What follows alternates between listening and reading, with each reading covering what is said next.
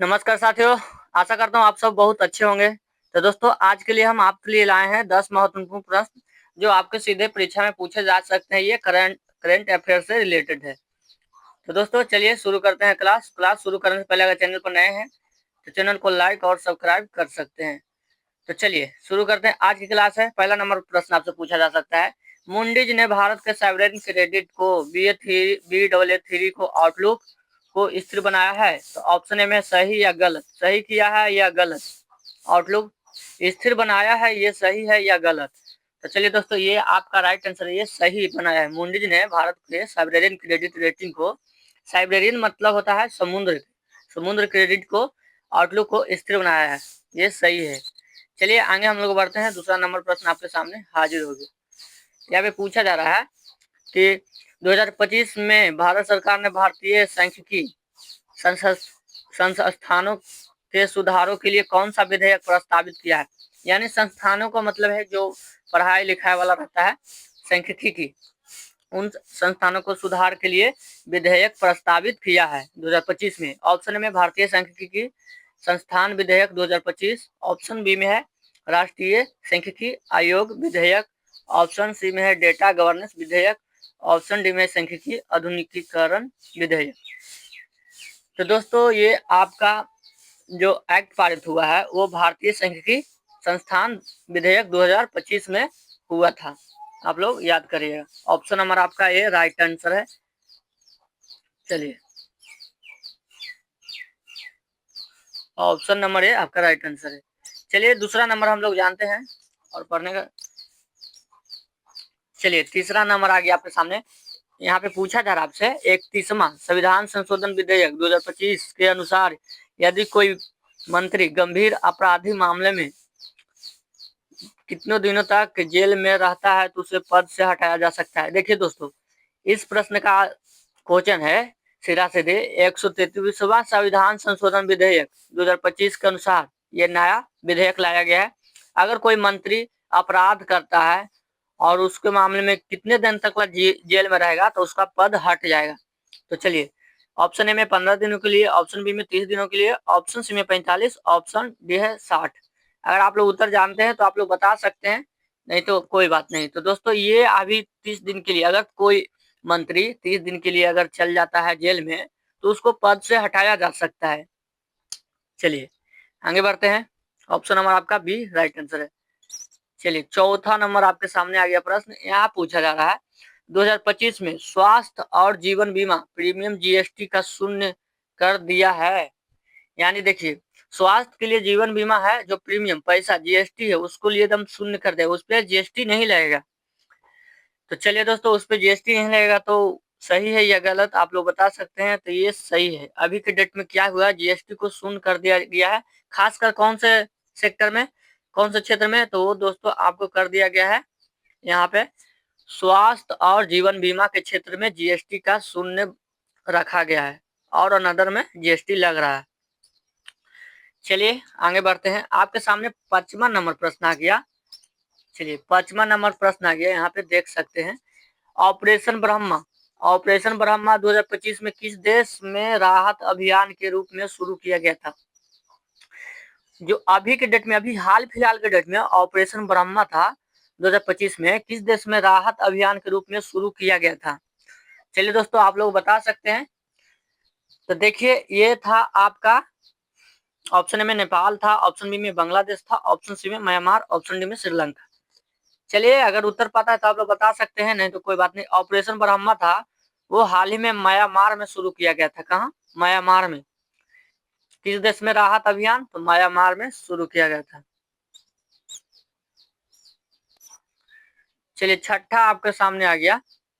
यहाँ पे पूछा जा रहा है बक्का संशोधन अधिनियम 2025 यानी वक्फ वक्फ वक्फ वक्फ संशोधन 2025 आलोचना कौन सा बिंदु शामिल नहीं है। यानी वक्फ संशोधन हुआ था अधिनियम 2025 में, तो इसमें आलोचना किया गया कौन सा बिंदु नहीं है। ऑप्शन में राज्य का हस्तक्षेप होना, ऑप्शन में अल्पसंख्यक संस्थानों में भेदभाव, ऑप्शन सी में धर्मनिरपेक्ष का उल्लंघन,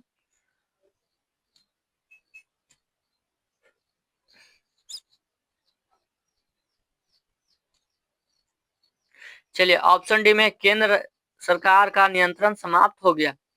चलिए तो ये दोस्तों आपका छठा नंबर है, जो ये कहा गया है केंद्र सरकार का नियंत्रण समाप्त हो गया है, बक्का संशोधन अधिनियम 2025 में शामिल नहीं है। यानी राज्य का हस्तक्षेप हो सकता है अल्पसंख्यक संस्थाओं में भेदभाव और धर्मनिरपेक्ष का उल्लंघन। केंद्र सरकार का नियंत्रण समाप्त हो गया है राज्य के हस्तक्षेप करने में, अल्पसंख्यकों के भेदभाव में और धर्मनिरपेक्ष में। तो ये आपका डी है। चलिए दोस्तों आगे हम लोग बढ़ते हैं। और अच्छा लग रहा होगा वीडियो तो चैनल को लाइक और सब्सक्राइब कर सकते हैं, नहीं किए अभी तक, और नोटिफिकेशन वाला ऑल कर लीजिए। चलिए यहाँ पे आ गया 7वां नंबर पर, मूडीज द्वारा भारत में रेटिंग को बनाए रखने का मुख्य कारण क्या था। देखिए मूडीज द्वारा भारत में की रेटिंग है, मैंने स्टार देने वाला जो आप लोग ऐप पे देते हैं, कितना बढ़िया परफॉर्मेंस दे रहा है, तो उसी प्रकार से भारत को कितना रेटिंग मिल रहा है, ये बनाए रखने वाला मुख्य कारण क्या है। ऑप्शन में ए में विदेशी मुद्रा का भंडार की कमी, ऑप्शन बी में घरेलू पूंजी का कमजोर आधार, ऑप्शन सी में मजबूती और तेजी से बढ़ती हुई अर्थव्यवस्था, ऑप्शन डी में केवल राजकोषीय घाटा। चलिए दोस्तों हमारे रेटिंग के बनाए रखने का मुख्य कारण क्या है आप लोग बता सकते हैं। तो दोस्तों ये मजबूती और तेजी से बढ़ती हुई अर्थव्यवस्था का ही कारण है कि भारत की रेटिंग बनाए रखने का मूल कारण है। चलिए 8वां आपके सामने आ गया। यहाँ पे पूछा जा रहा है सितंबर 2025 में कोलकाता में कौन सी प्राकृतिक आपदा आई थी। दोस्तों यहाँ से पूछा जा रहा है अभी के डेट में सितंबर 2025 में कोलकाता में कौन सी प्राकृतिक आपदा आई थी। ऑप्शन में चक्रवात, ऑप्शन बी में भूकंप, ऑप्शन सी में है बादल फटना और बाढ़, ऑप्शन डी में है सुनामी। चलिए दोस्तों आप लोग बता सकते हैं ये सितंबर के महीना में कोलकाता में कौन सी प्राकृतिक आपदा आई थी। तो ये आपका बादल फटना और बाढ़ आना वहां पे आई थी।